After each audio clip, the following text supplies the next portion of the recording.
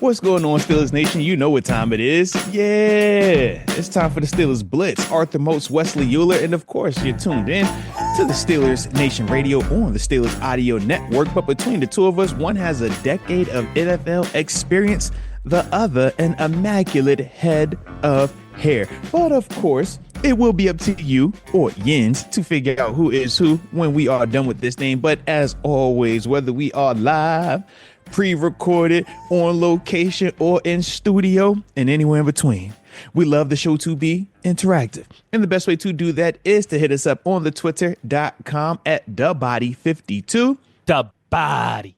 And at Wesley Uhler. The good hair. The good hair with a very, very fine Dead and Company t-shirt, might I add. You look refreshed. You look recharged. You fresh off the PJ?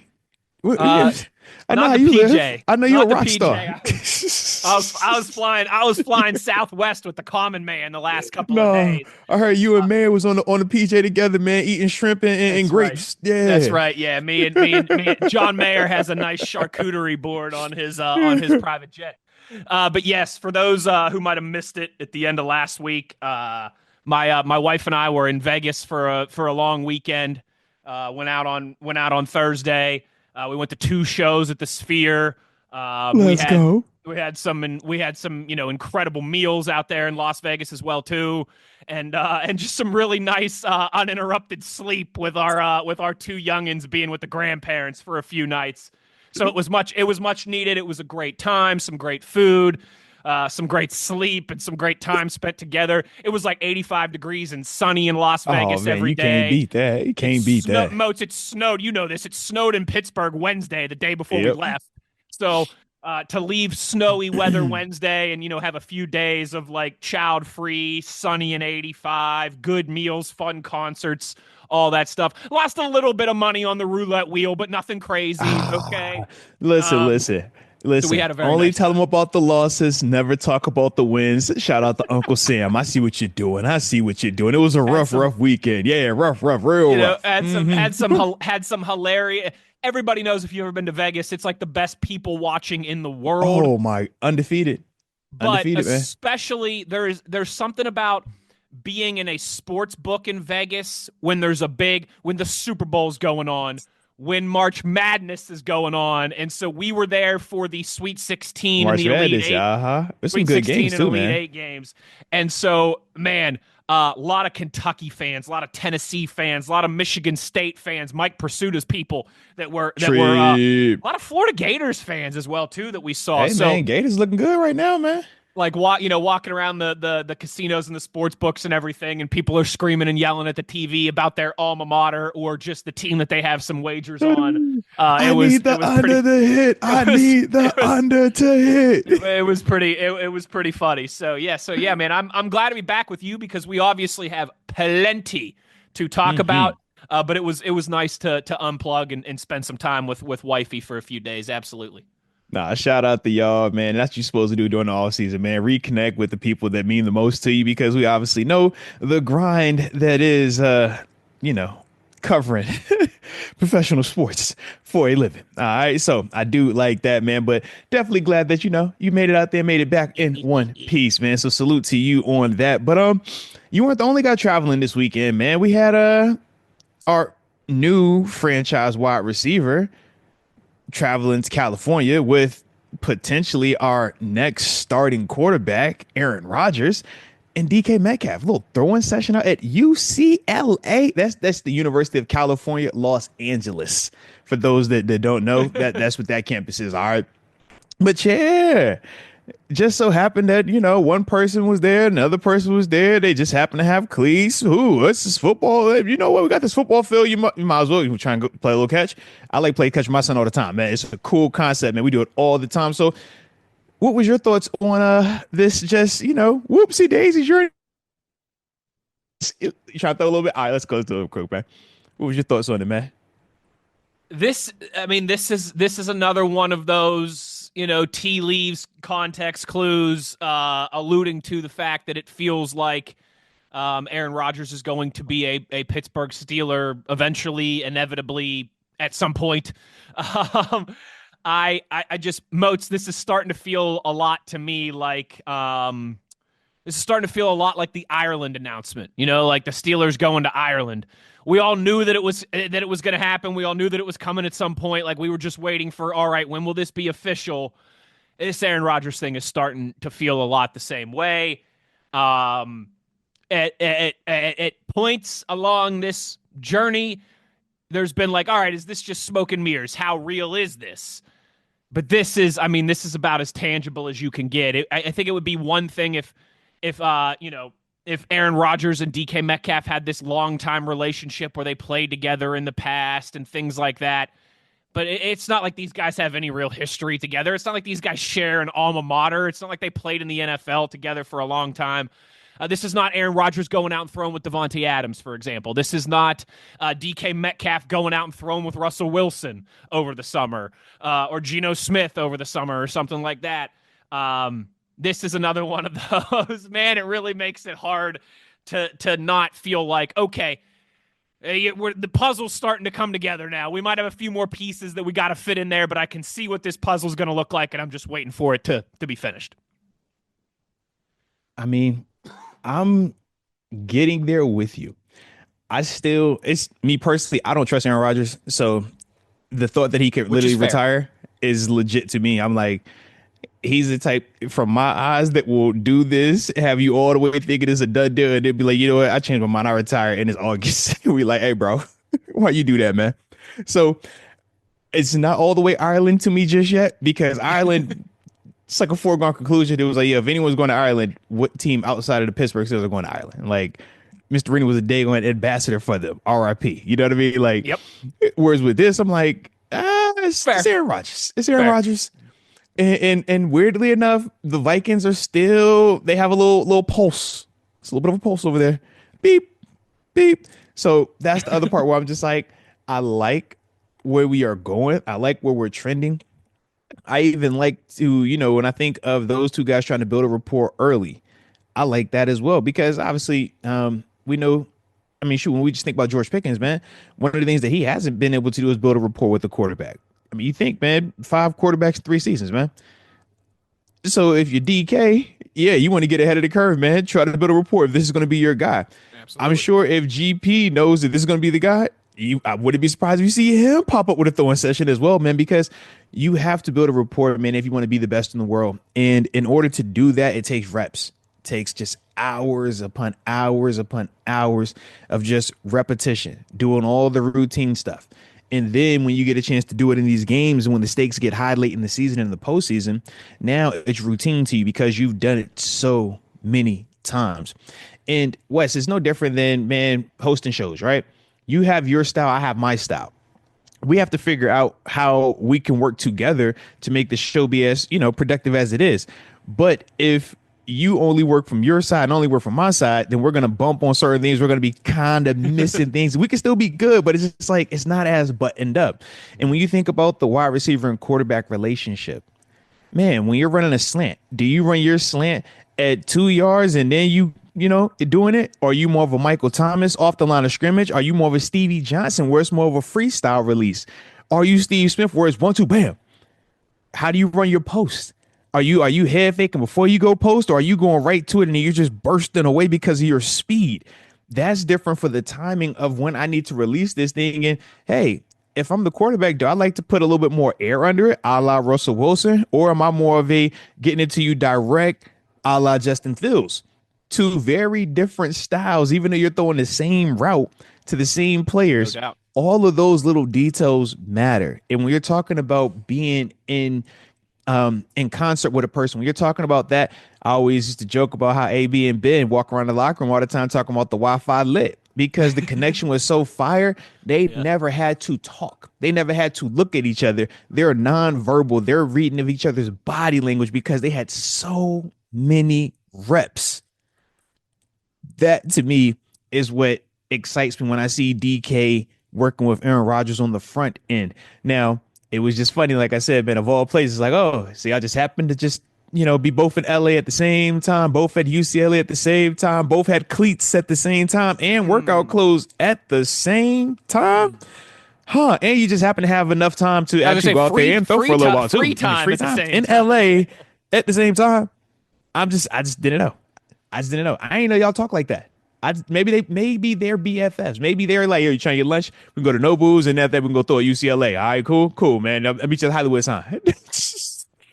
But wait, DK, right? He doesn't eat lunch. That's his thing, right? Like he has Yeah, he's a candy breakfast, guy. He's a and then he candy has guy. candy all day, and then he has a big dinner. Him and Kabali, that's what they said, man. They're candy guys, man. That's exactly right. Exactly right.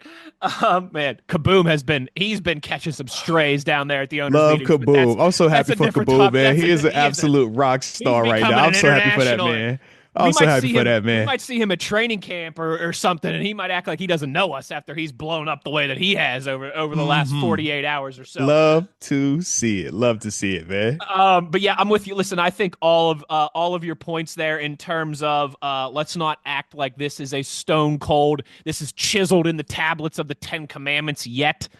Because crazier things have happened, especially with a guy like Aaron Rodgers. You know who his mentor is? Who did he look up to?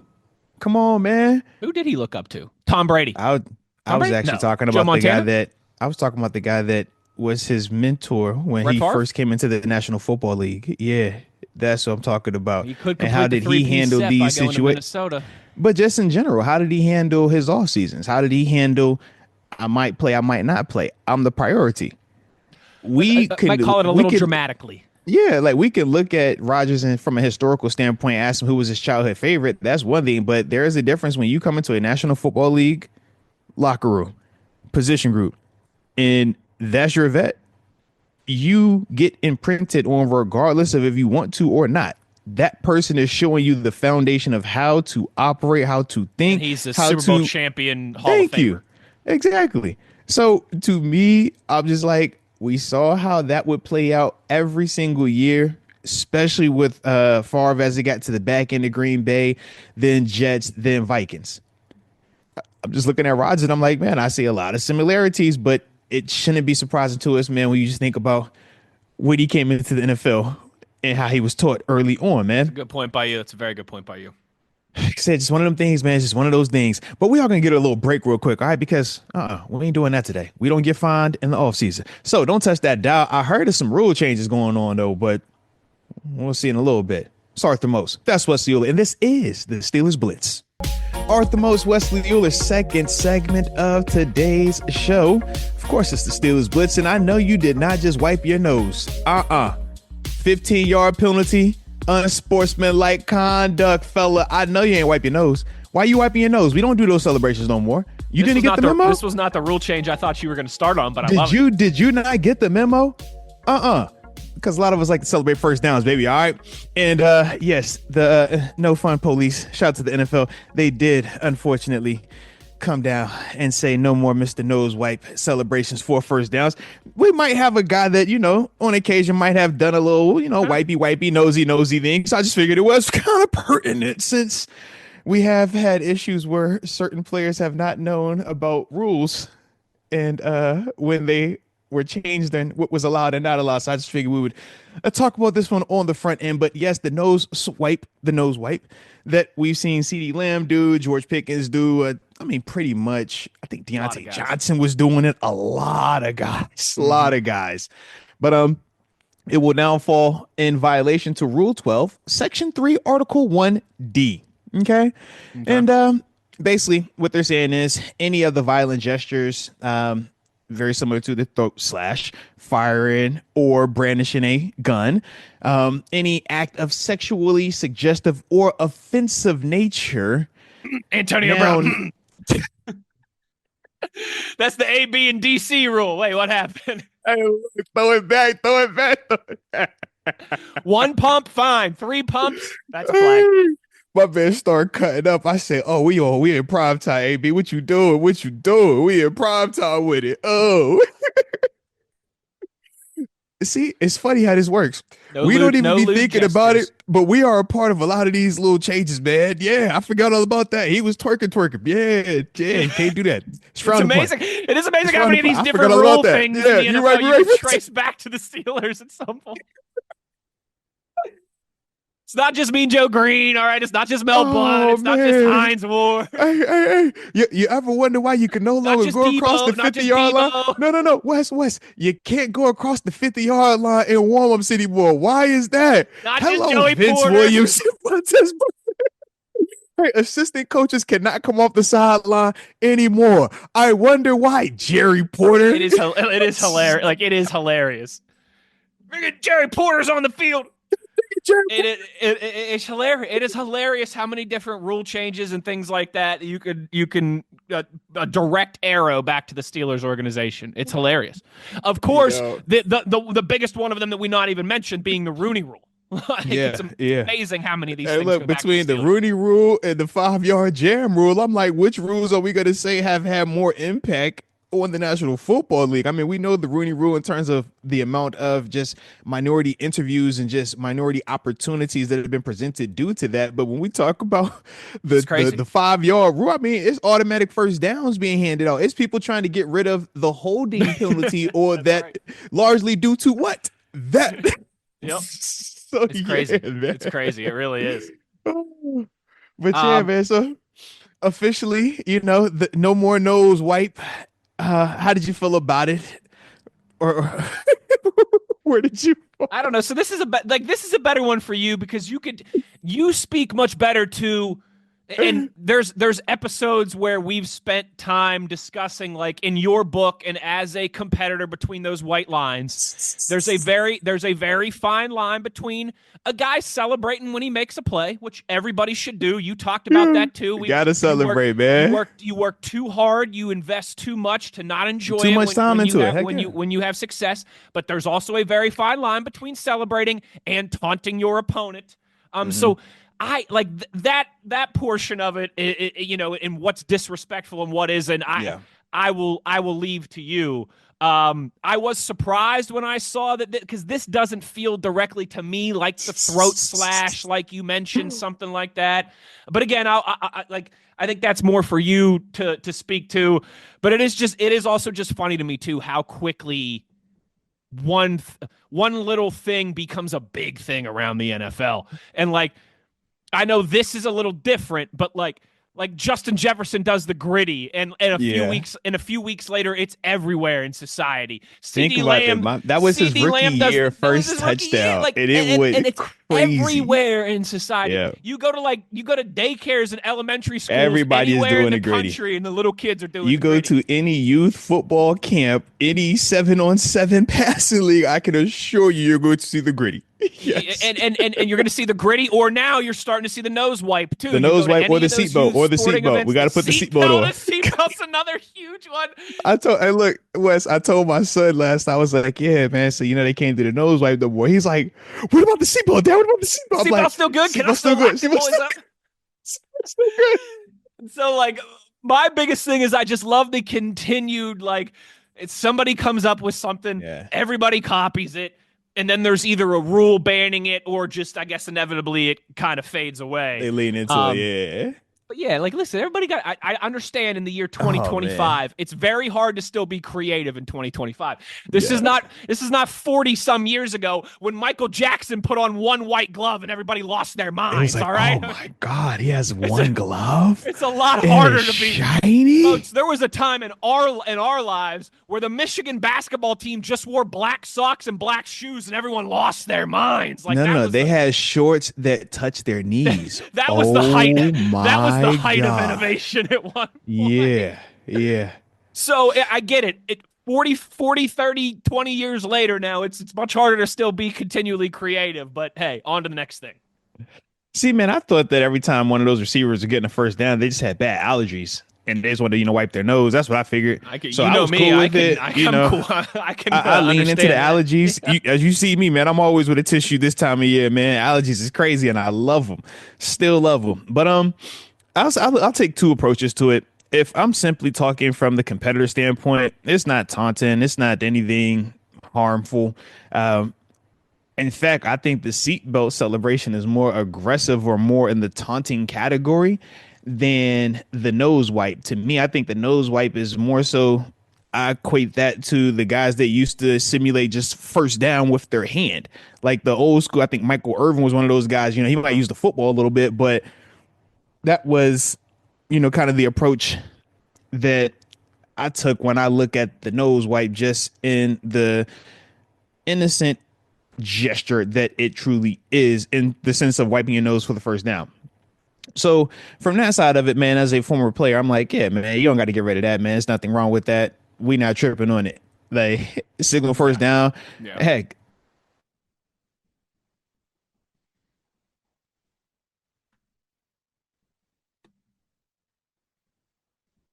like I said, the me just being an alumni, not trying to be really in tuned and informed.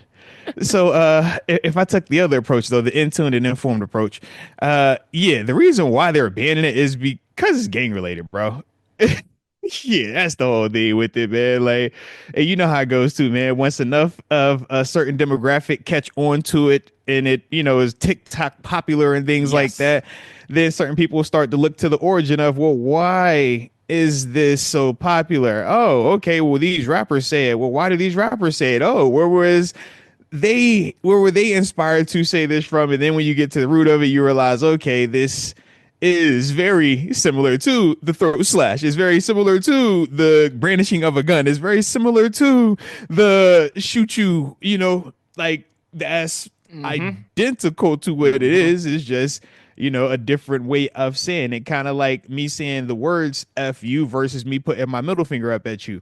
Sure. Same message, but just different, different machines that we're using, or different, methods that we're using to kind of convey that message to you.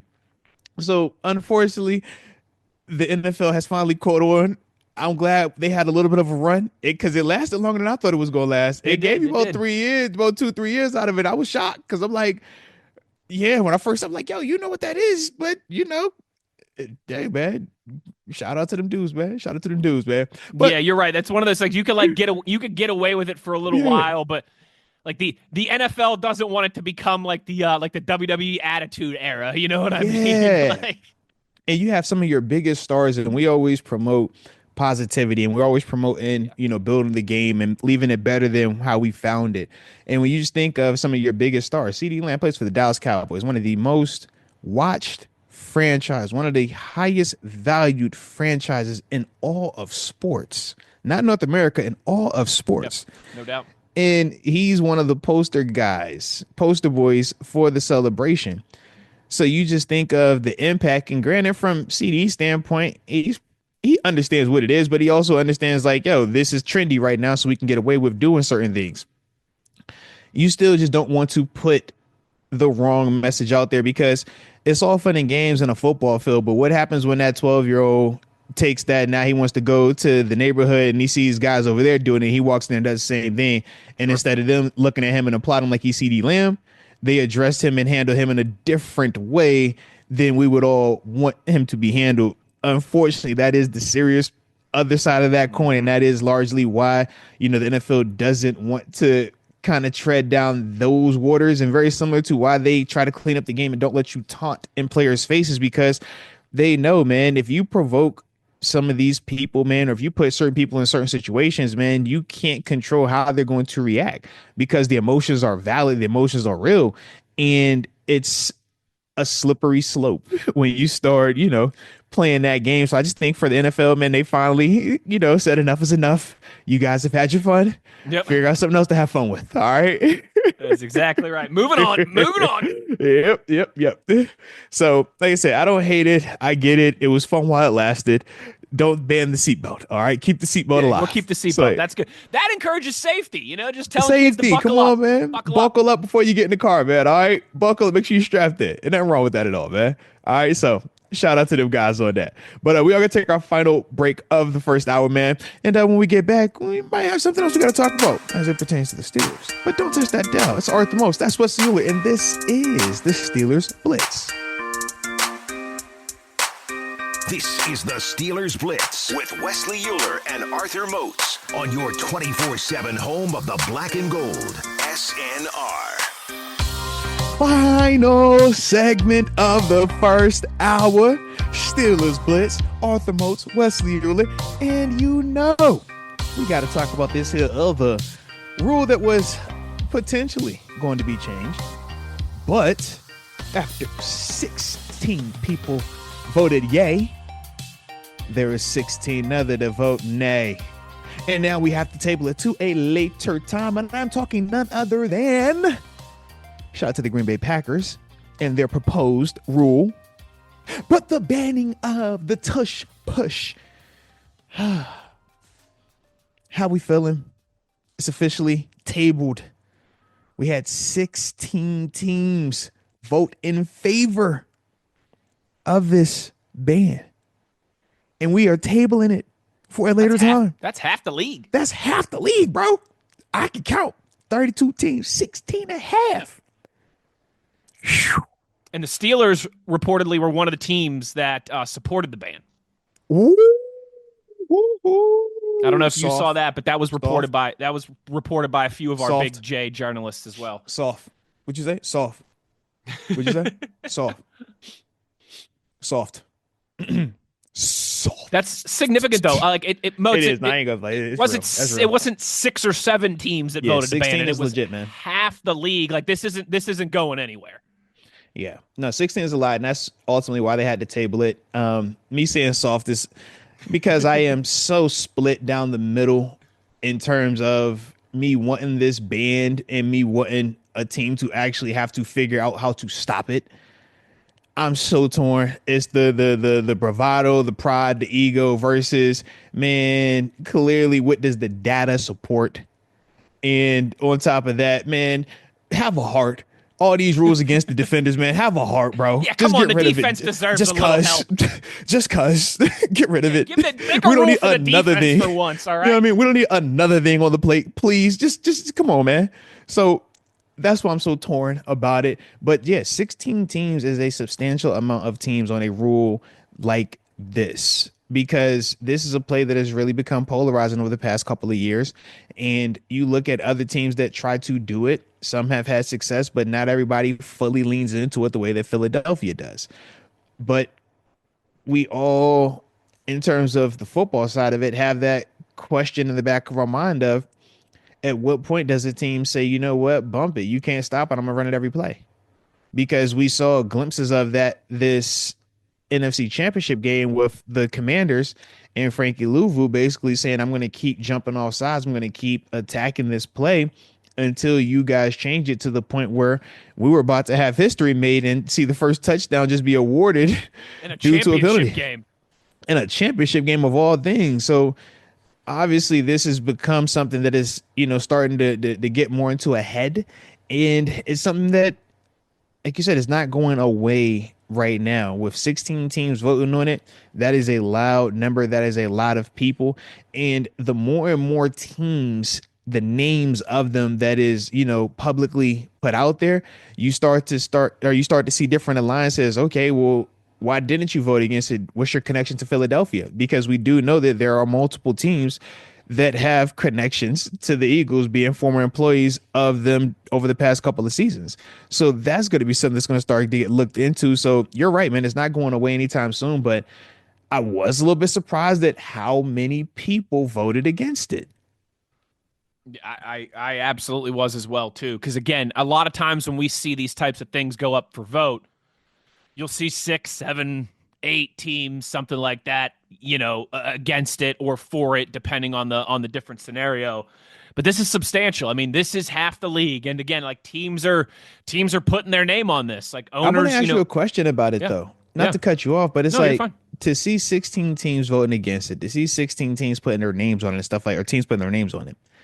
If it's that dominant, why do you personally feel we haven't seen more teams do it? It's not like it's exclusive to just Philadelphia. It's not like, this rule only applies to them. Like anybody could do it. We've seen the Buffalo Bills with Josh Allen have a variation of it, or even the Baltimore Ravens, they have a variation of it with Mark Andrews. But it's like, we act as if this is only exclusive to Philly. Yeah. But nobody runs it as frequently as Philly outside of Baltimore and Buffalo. Buffalo is probably the second highest amount of the tush push the Buffalo Shove. You know what I mean? Buffalo Shove. Yeah. Yeah, that is a great question. And I think for a while it was easy to say, well, just Philly has unique personnel. They had Jason Kelsey, perhaps But the they best. don't no more. They swapped the people out and still was doing the same thing. At one point this season, they were on their third string center, and they were still running the thing successfully. So it works, man. Like when your Hall of Fame center's gone, and then your next center who's really stinking good too gets hurt, and then you're down to your second and third centers and guards, and you're still running that thing at a 90. And look, we know one of your guards isn't there anymore because he plays for us. So already know that. What? and Jalen Hurts obviously deserves credit. He is a big-bodied, strong athlete for that position, but he's not the only big-bodied, strong athlete that plays that position in the National Football League. He's not the first big-body, strong athlete. He's not going to be the last big, strong athlete. Josh Allen checks those boxes too. Yeah, come on now. So Philly clearly deserves some credit in this regard. And it's not like it's just all of a sudden having the presence of Saquon in the backfield that's been allowed them to do this. They were doing this long before Saquon got there as well too. So that is a real, why is Philly able to do this more successfully, more often than everybody else? Is a great question. And why are there only so few other willing participants that are doing their own version of this? It's interesting. Because you would just think if it's that prominent, right? 16 teams, like you said, me and you both agreed, not 6 teams, not 8 teams, not 3 teams like you typically see, 16. That is a large number. That is a lot of people feeling some type of way about this play. And it's like, if y'all felt this strongly, why haven't we seen either the guys that are against it be more vocal or the guys that are in favor of it? Why aren't you guys ready to? Like, I just don't. That's the part for me that it is a little bit of a disconnect. And that's why I'm torn with the whole banning it, because I'm like, if y'all felt that way about it, why haven't we seen more of it? Why haven't I seen more teams running it to the point where I do feel like, okay, it's not just this personnel. It's not just the way that they do it. If it's that easy, we all throw Hail Marys when it's late in the game, right? We all do hurry up offense, 100%. Right? We all love play action, right? Why? Because we have seen the data support that these are ways to help you schematically out. We blitz. Why do we blitz? Hey, if you don't have the pass rush, this is the way you do it. What am I missing here? So it's a copycat league. You hear me say this all the time, man. If NFL teams see somebody doing it and it's successful, teams start to pick up on it and they do the same thing. 100%. Why haven't we seen that? It makes zero sense to me. It's a great point. It's a great question. But yet we're talking about banning it, and that's the part I'm just like, it doesn't feel right. It doesn't feel right, and that's why I'm so torn, man. I'm so torn on it. And I am too. And you're right. Like I, as much as it is shocking that more teams aren't doing this, you and I, we both talked about this last week or 2 weeks ago, whenever the proposal was originally announced. Mm-hmm. We both don't want the NFL to get to a point where teams are just running the tush push, and it's 3 yards in a cloud of dust the whole way down the field. It's gonna look worse than the military academies when they play in this wing T on triple option.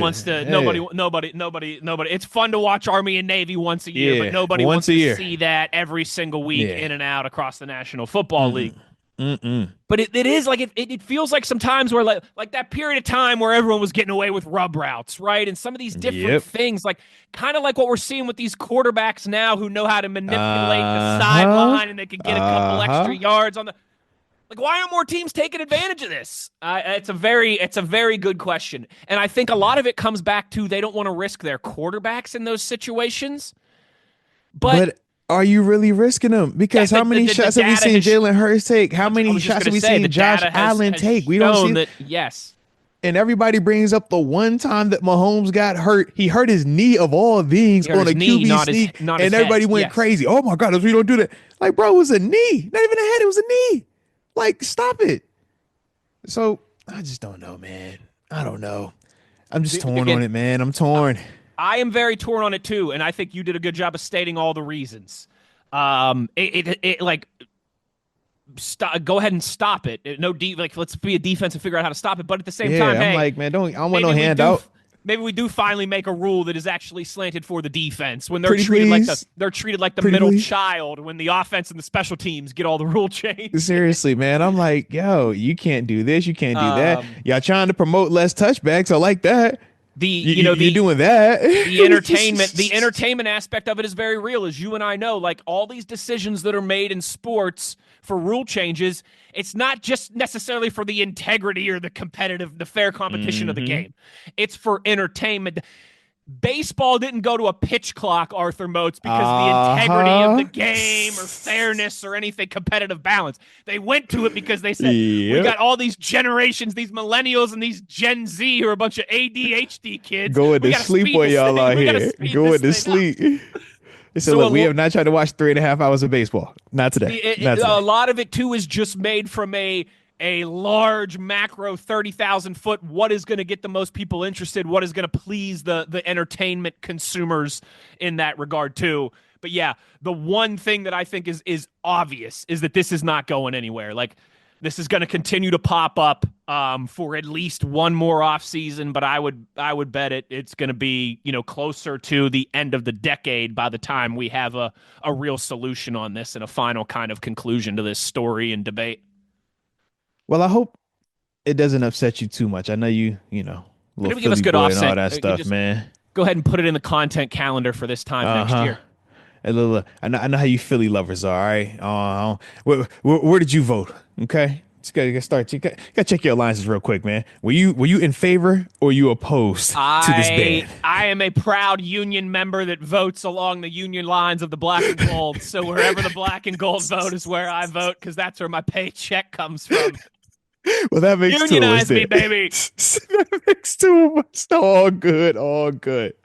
But that will be the final segment for this first hour. So you already know the drill, man. Don't touch that dial. We'll be back. But this is the Steelers Blitz on Steelers Nation Radio and the Steelers Audio Network.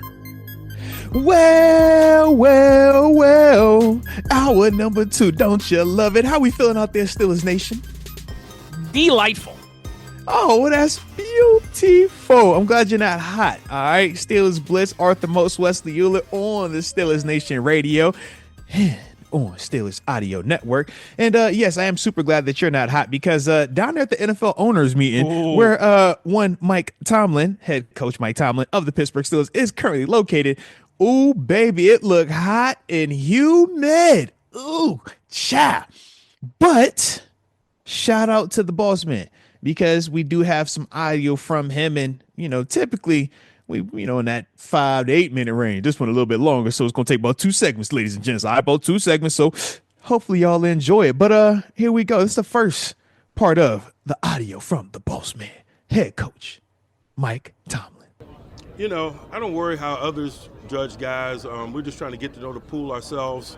I was just talking to a group of guys yesterday, and last week was a big week for us. We went to Texas, Ohio State, and Notre Dame, for example.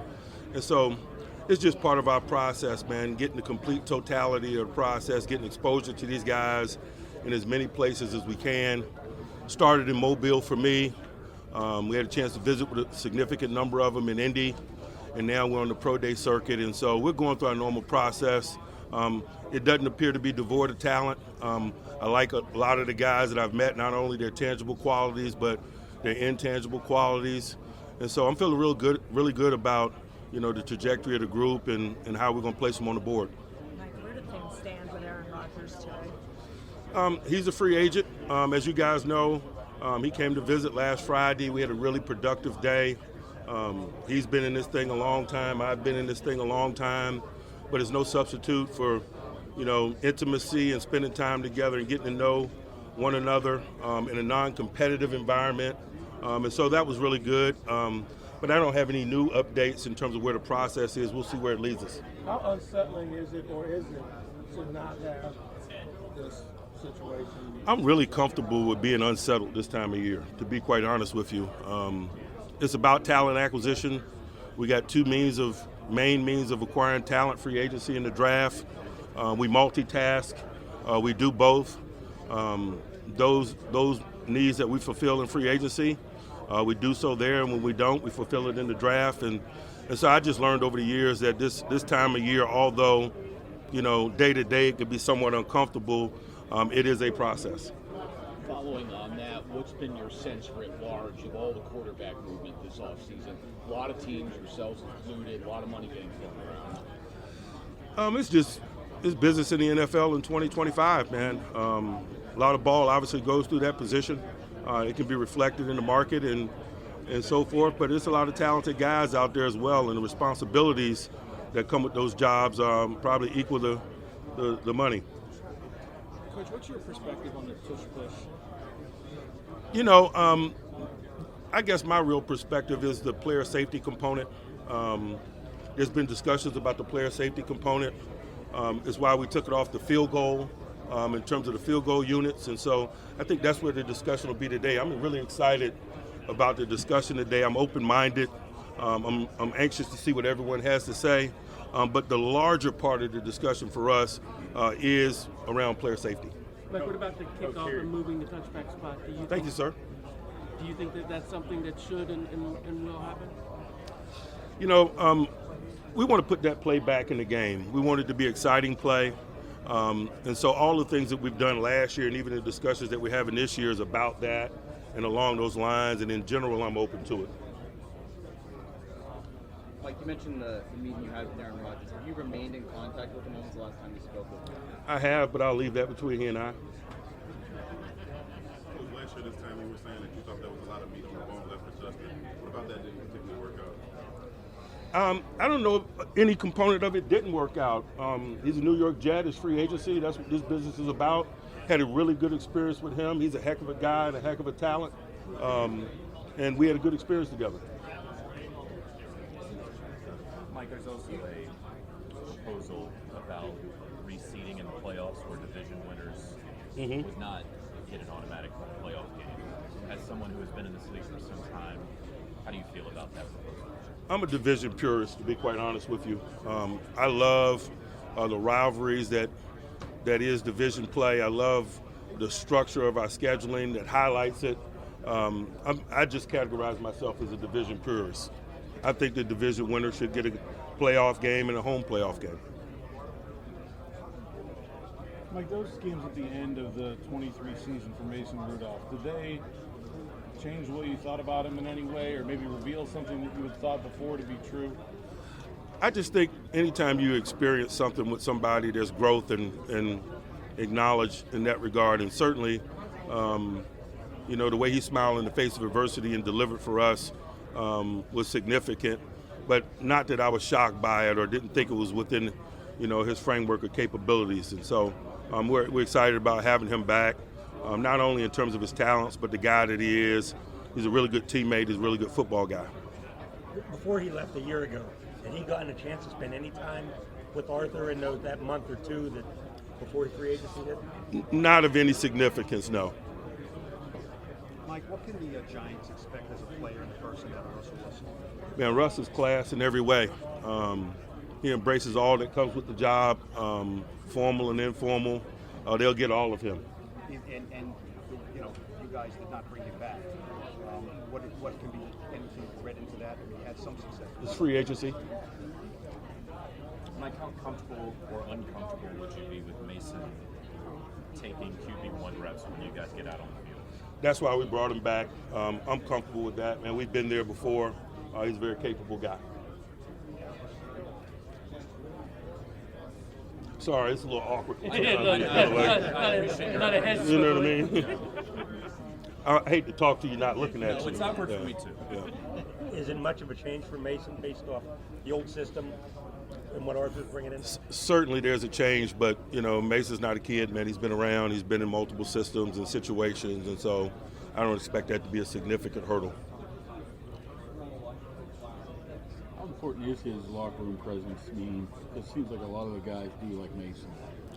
No, that's what I mean. He's a good football guy. He's a good teammate. And that's one of the, informal responsibilities of the job, if you will, to connect with your teammates and lead in a lot of instances. And all of that is a really comfortable, natural act for him. Mike, is Cole Holcomb good to go? Cole Holcomb good? Yes, he is. Training camp, yes. on the Tush push player safety, are you going to need, or have you already seen stats that say players get hurt more often than You know, there's not a big enough sample size to point to the statistics, but, you know, I'm just, you know, I and everyone else are just listening to the perspective of the medical experts as opposed to, you know, statistics, because it's just not a large enough sample size in terms of the number of time the play has been executed, whether it's 2024 or just in general. A lot of other plays, you know, we got a much larger volume to choose from, 40,000 plays a year in football. I think it was, you know, 170 or so tush pushes, to put perspective on it. What's your perspective on expanding the replay assist to opening up to more things this year? Yeah, you know, we're continually in discussions about how to infuse technology into our game for the better. And that's all any of these discussions around replay review and things of that nature are. How do we fluidly infuse technology into our game for the better, to make it more efficient, to make it more entertaining, to assist everyone in their jobs, whether it's players, coaches, officials, or whoever. Mike, when it comes to the first podcast, have your personal views changed at all? It is not, no. So where do you stand? You know, the first time I saw it, I couldn't believe that it was legal because it was illegal on the field goal. That being said, you know, you hate to be against it because, you know, when people are innovative, you want to respect that. And so there's certainly been some teams that have been more innovative than the rest of us in that regard, and you hate to penalize them for it. But again, we got into the discussion on the field goal block because of player safety, and so that still remains to be a component of the discussion. Just to go back to Aaron Rodgers, I know it's early and you're okay with being unsettled, but is there a date or event on which you would like to have an answer? I hadn't thought a lot about it. There is no drop-dead date specifically in my mind, no. Is it your impression, are you able to say, is it your impression whether he actually intends to play and it's right team, right situation, or is that still to be decided? I'm certainly not going to put words in his mouth or speak for him.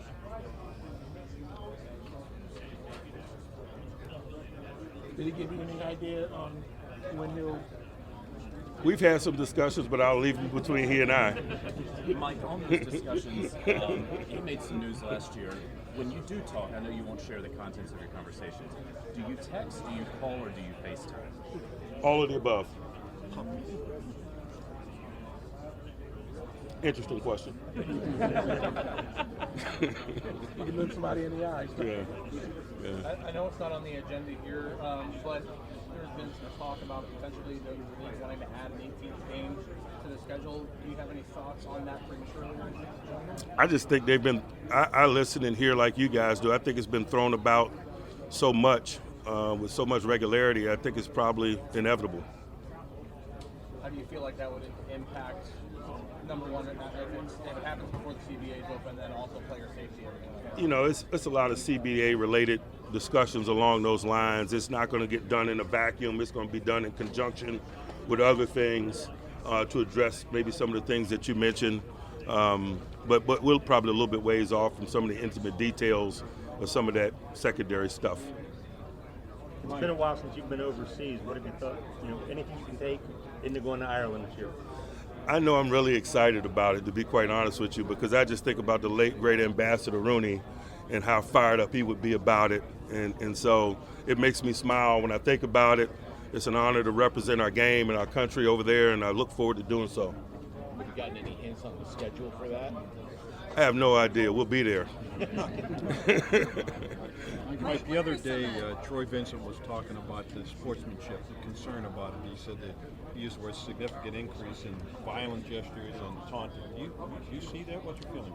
You know, I just think we have a responsibility to show the younger players that play this game the right way to do so, the way to interact with your teammates, with opponents. And so that's not something that we run away from. It's something that we embrace. And really his point is just there needs to be a continued emphasis in that regard to highlight our responsibility. Mike, what are some of the intangible qualities you look for in an offensive line coach? You know, light on your feet, adaptability, the ability to adjust midstream, in-game are some core things that are important to me.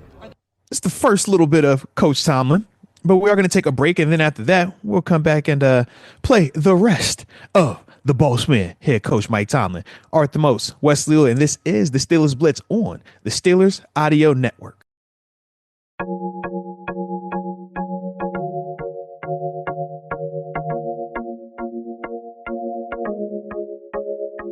This is the Steelers Blitz with Wesley Uhler and Arthur Moats on your 24/7 home of the black and gold, SNR. Arthur Moats, Wesley Uhler, Steelers Blitz, and we are currently tapped in to the head man, Coach Mike Tomlin, Pittsburgh Steelers man, down there at the NFL owners meeting. A little audio. So here's the rest of him talking. Yeah, we played some elite teams and we weren't one of them, and that's just a sober truth of this business. It's hard, but it's fair, and that's what I love about it. You work all year in an effort to be moving at the right trajectory at the significant point of the year, and the reality of 2024 for us was as the road got narrow, we were not one of the elites, and thankfully for us, we played the elites, and that's something that I'm really interested in, because if you desire to be world champs, man, you want to measure yourself against the very best. You want to play the very best. You want to beat them. We had those opportunities, but we didn't get it done. So that basically showed you where you needed to go in your eyes, or as an organization as it has? 2024 is 2024. You don't get do-overs, and I'm just, highlighting how it transpired for us. I really don't move in 2025 in pure reaction to what happens, because circumstances and variables are always changing. Certainly, it's a guiding thought and principle as you move, but it's so many of those. In your conversations with Aaron Rodgers and maybe in his deliberations, how big a factor is your team's plans in the draft at that position? We haven't talked about that at all. With him? No. Mike, when it comes to Roman Wilson, at the end of the year, how close was he to kind of getting back into the fold for you guys? What did you need to see from him, and what's the expectations for him heading into year two? He was healthy, but healthy and football readiness were two different things, to be quite honest with you. When you're coming back from injury, man, you're essentially getting on a moving train is the analogy that I like to use. And we talk about a guy that had very little NFL experience. And so he was healthy at the end of the year. He was working extremely hard in practice, but a real avenue never presented itself due to the misfortune of others or what have you for him to contribute. But we're expecting really good things for him in his second year. I think that's a reasonable expectation. I think from time to time, guys get faced with injury and it derails their start, but by no means do we feel like it's going to define his career. Calvin Austin is an example of that. Calvin missed a significant portion of his rookie year, similar to Roman, and over the last 2 years he's gone on to move away from that and be a real positive contributor to our efforts, and we expect similar things from Roman. You mentioned in January you felt like you had an issue with soft tissue injuries. Do you feel like you've found some answers or have some changes planned for that? That's ongoing. The proof is in the pudding, man, as we begin to train and prepare our group, and the results will speak for themselves, but certainly we've been focused and working hard in that area.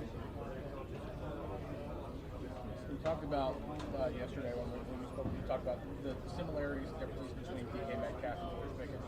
Obviously, DK is not just a go-ball guy, so what all tangible on the field can DK do to help open things up for your offense, whether it be over the middle of the field or just speaking from a competitor standpoint, someone that's coached against the teams that he was on over the years, there's very little on the football field from a wide receiver perspective that he can't do. He's got short game, he's got long game, he's a combat catch guy, he's got run after, he's a devastating run blocker.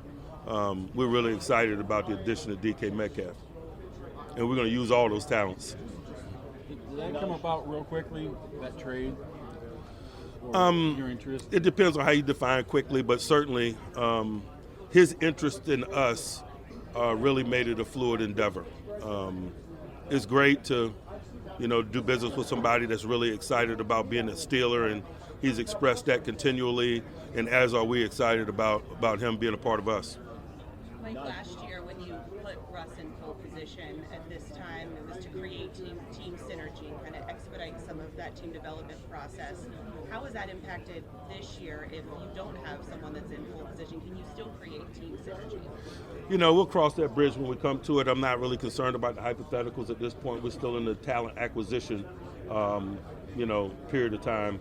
That's something for, May or so when we get into the team development component, and certainly will probably be settled by then. You had some critical comments recently about your team facilities. Was that fair, or what's your reaction? I don't have a reaction because I don't know what he said.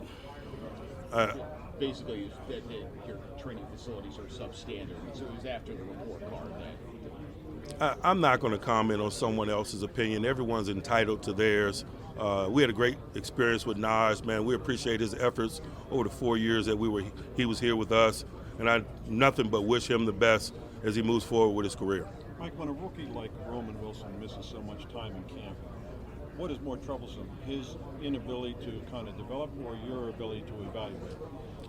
The developmental component, first and foremost. There's no shortcut to skill development, particularly at the wide receiver position, and that comes with reps and repetition, and so it's a cost when you miss those. Especially in camp preseason. No question.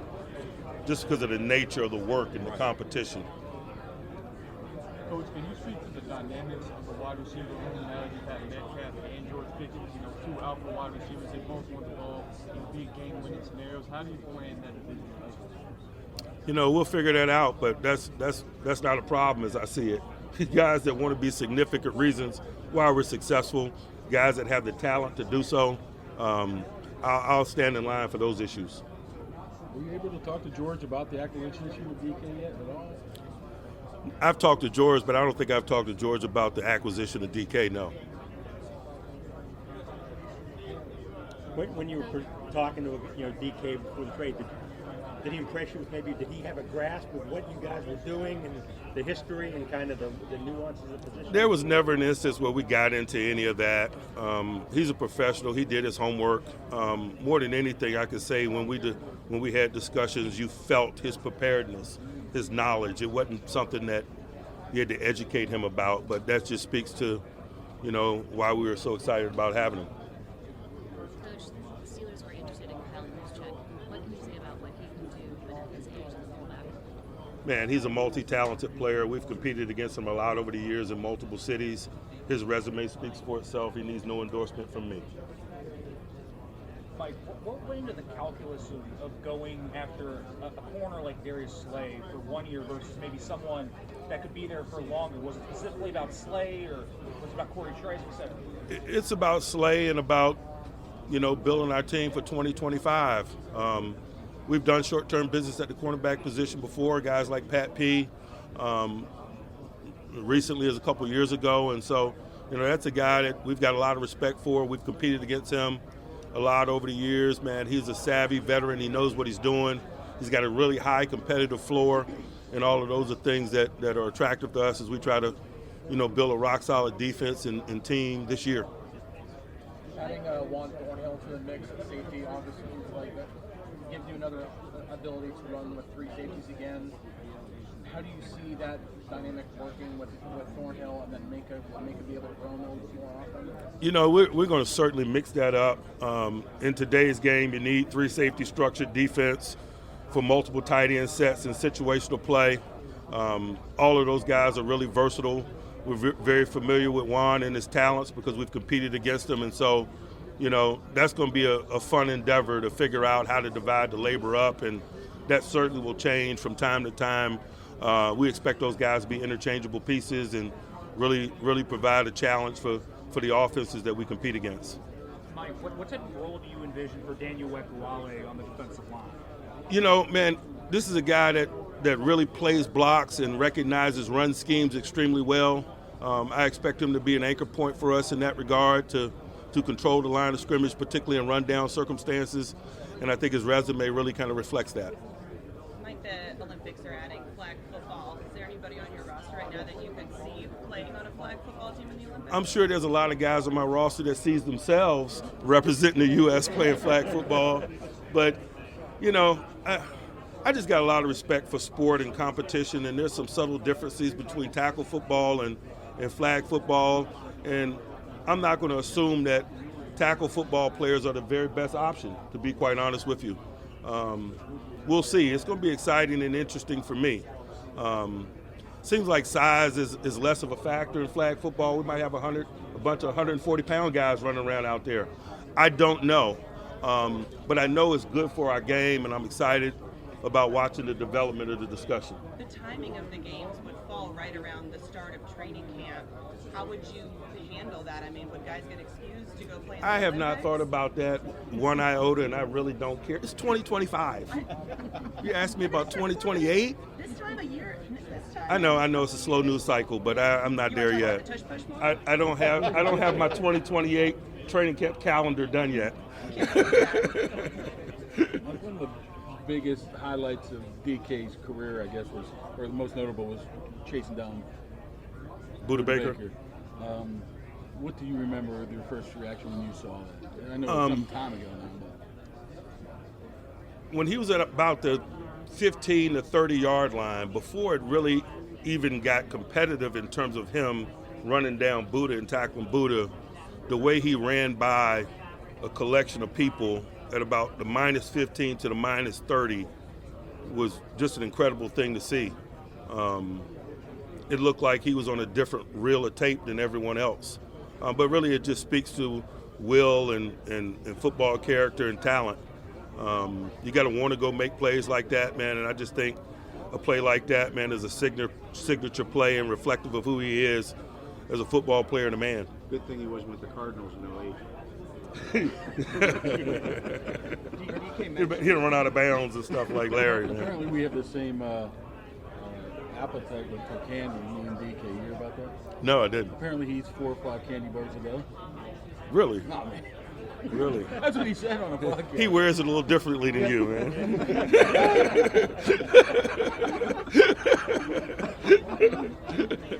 DK mentioned in his introductory press conference just getting to know you at the Combine. What do you remember just about that process pre-draft and kind of like getting to understand what he was about?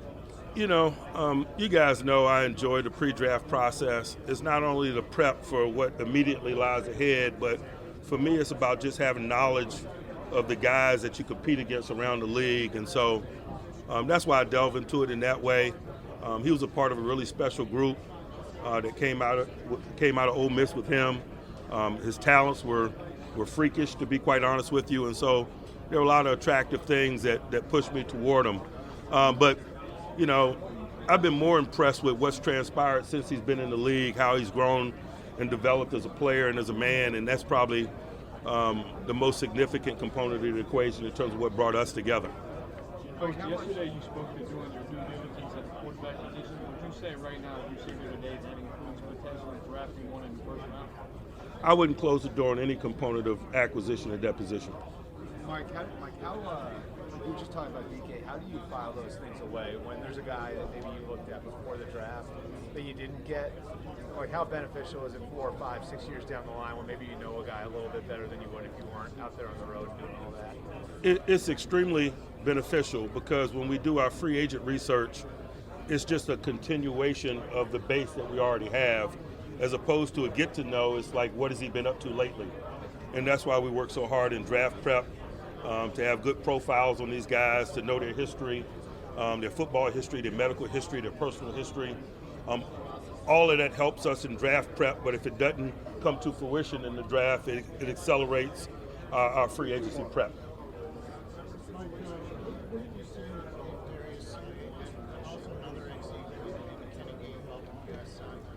You know, we've competed against those guys a lot. Darius first, competed against him in multiple cities. Man, he's been a top flight cover guy for a long time. He's got good football intellect. It's displayed in his play. Recognition of route combinations, etc., really kind of defines his game. And Kenny is just a guy that's versatile, man. He's an offensive weapon. He's a special teams weapon. He's a kick returner. He's a tackler on coverage units. He's a football player first, and that's attractive to us. A lot to say. So, you already know the drill. We'll give our thoughts on it on the other end. But don't touch that dial. Arthur Moats, Wesley Uhler, and this is the Steelers Blitz.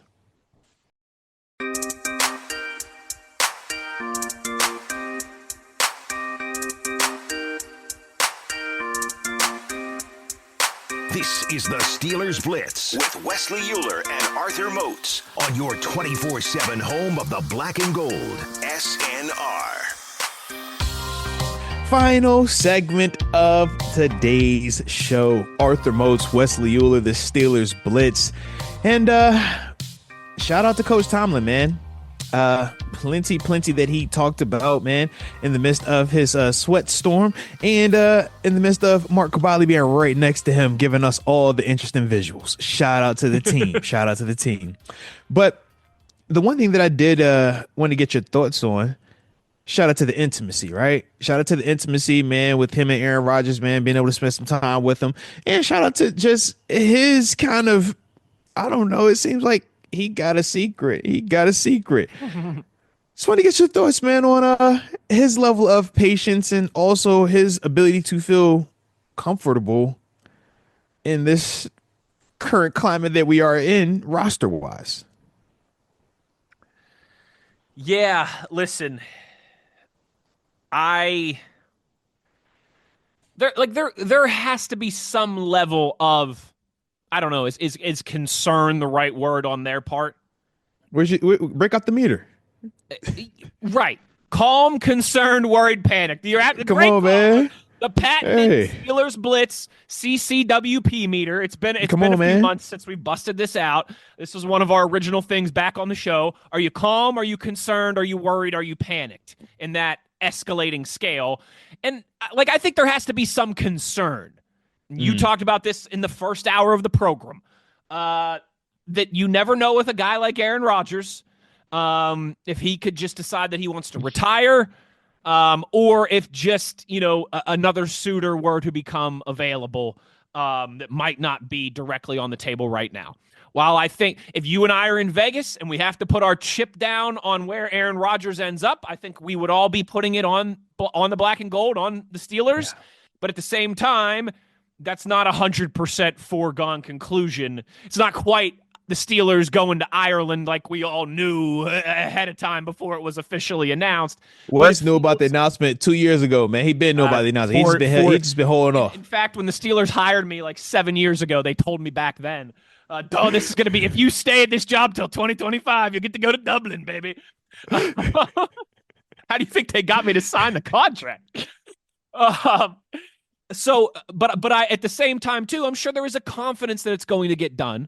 But there has to be some level of concern until that ink is dried on the contract, and the Aaron Rodgers photos of him holding up a Steelers jersey are out on social media. So I think Mike Tomlin as a head coach walks that line publicly as well as anybody. He says all the right things. He's confident in the moment that the moments where he needs to kind of assert confidence. But I also think when you've heard him talk, and Omar Khan and Art Rooney have spoke as well too throughout the few days of owners' meetings, they've been up front as well, too, that nothing is done until it's done. So, that they're doing their due diligence of how long are we waiting. I guess we kind of saw that with our current quarterbacks that are no longer our current quarterbacks, right? Fields and Russ. Exactly right. So I'm sure that they have a timeline in their mind. I'm sure that they have plan A, plan B, plan C, plan D in their timeline. If Aaron ends up signing, what does that mean for the draft? If Aaron is not signed by the draft, what does that mean for the draft? Do they attack that in free agency? Does that have a direct impact on Mason Rudolph? All these. If Aaron Rodgers retires, who are you going to get? All these different things that are on the table. Both veteran free agents that are still available, upcoming draft picks that will be available, or any potential names that might be available via a trade as well too. They say he in Atlanta. But I can they what's the hockey and can they retain salary on that one? Can they retain some of the salary? Because they said it's in Atlanta and it's we become the front runners of that one. I said, listen, I wouldn't hate the idea. I know this is a different conversation for another time. I don't hate the idea of Kirk Cousins if you could get him on the right price tag, not that price tag. Yeah, because he got a lot of guarantee left. Oh my lot of guarantee money left. I'm gonna need you to retain some salary. All right. We can do that. We can work this out. But yeah, so I think there has to be some level of concern, but like I said, they've been in these types of situations before, maybe with not as of a name and a personality as big as Aaron Rodgers. But they have a plan A, plan B, plan C, plan D. But yeah, I do think that you also, if you watch the visual elements of Mike Tomlin there as well too, like, I don't want to say he looks frustrated or anything like that, but he also looks like a guy that is ready to get this resolved and to move on to the next thing. No, you're absolutely right. And I mean, I get what he is saying about, being comfortable in this space of uncomfortable. However he likes the word, he is the wordsmith of all wordsmiths. But I'm torn, man. I have some worry in me because I just feel like we do have a lot of talent on this roster. And as we currently sit here, if I were to tell you, man, hey, going into the draft right now, what would you say is the most pressing need? We're going to look at the quarterback position and say that that's it. We look at running back and it's like, yeah, we want to add another piece, but it's not the end of the world in terms of when or how we do it. We still feel good about that room. Talk about wide receivers, feel good about that room. Talk about offensive line. On paper, this is the most resources that we've invested in the offensive line at this time of year for a starting five in the past, 5 years, 6 years? Talk about our defense. Man, we got the pass rushes. We got inside linebackers we feel good about. Got secondary that we feel good about. Have the interior D-line we feel good about. We're talking about, okay, do you add a nose tackle type? Nose tackle versus running back compared to quarterback. You know what I mean? Like, totally. We're in a great situation roster-wise. But my fear is that, man, we drop this ball, man. We don't get this thing figured out. And that, unfortunately, is still the most important position. Regardless of if that player is your best player, that is still the most important position. And the reason why I say it like that is Brock Purdy, his importance to the Niners, you see it. But was he the best player on that Niners roster? Absolutely not.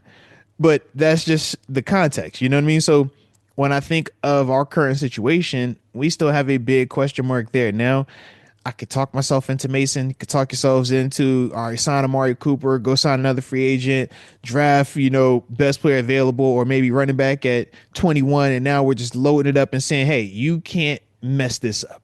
We got too much talent around you. Totally. But like I said, man, it's still just a different approach. So it does make me a little bit more uneasy, but shout out to Coach Tomlin and his, well, don't worry, it's gravitas. It's all good. Pat McAfee's doing his big show in Pittsburgh next week. Hey now, and according to all the in the knows on social media, it's gonna be an announcement then. There you go. Yeah, he's just gonna announce it at Pat McAfee's big Pittsburgh show. So we'll get an answer here. Why wouldn't he do the show in Pittsburgh and have Rodgers there? You know this. Where's he gonna be at? He's gonna be at Heinz. Where he gonna be at, man? He going to the where it's he at going? It's at PPG Paints Arena. It's completely, I believe it's completely sold at, big time, as the kids would say, sold I think he was going to he didn't want to go down to the whatchamacallit? Morgantown? To the Pete. He didn't want to go to the Pete. I don't think he wants to go to the Pete. I don't think he has any desire to go there. And he could sell out the bigger stadium at PPG Paints Arena as well too. Does Aaron Rodgers like descend down from the rafters like he's Sting? Back in the WWF days to make another like that. Or do you just have the glass breaker? He come out the back like Stone Cold. Or does he not want to leave California? So they'll just FaceTime him in and he'll just pop up on the Jumbotron and be like, hey, I'm signing with the Steelers. He just pops up on the Jumbotron like wearing a Steelers hat or something like that. Because you do got to ask yourself, like, all right, man, things are lining up right now. Things are lining up. Interesting. Very. I'll email McAfee's people, see what I can find out. There it is, man. Look, half his people hit your peoples, and then y'all tell me what's up after. All right, we'll see if we can break some news. There it is. But with that being the case, man, that will conclude today's show because we're not breaking any news over here. We don't work overtime in the offseason, nor do we get fined in the offseason. So we got to get up out of here. But shout out to my producer, keeping me extra crispy, Mike's ones and twos. His name is Wesley Uhler. Go Ears. Man, Shout out to the power grid. Shout out to the megawatt. Even when y'all aren't here in live action, y'all still here with us. So we appreciate you from the bottom of our heart. Yes, we do. Ooh, ooh, ooh. And then I suppose I gotta shout out my partner in crime, the 1 and 2, the guy on my other side of the microphone, Mr. Wesley Uhler. I just want to tell you I'm very proud. I thought for sure at some point on today's show you were going to try and pull an April Fool's joke on me. No, and man, you did not. Broski. So No, I'm very proud of you for that. I thought for sure today you had something up your sleeve. No. If did you hear Ben Roethlisberger was seen throwing down on the south side? Like I was waiting for you to do something like that. Wes, are you ready? The April Fool's was when you text me and say, "Hey, are you ready to go?" And I'm like, "Oh, yeah, I guess we are supposed to be recording at this time." Whoopsies.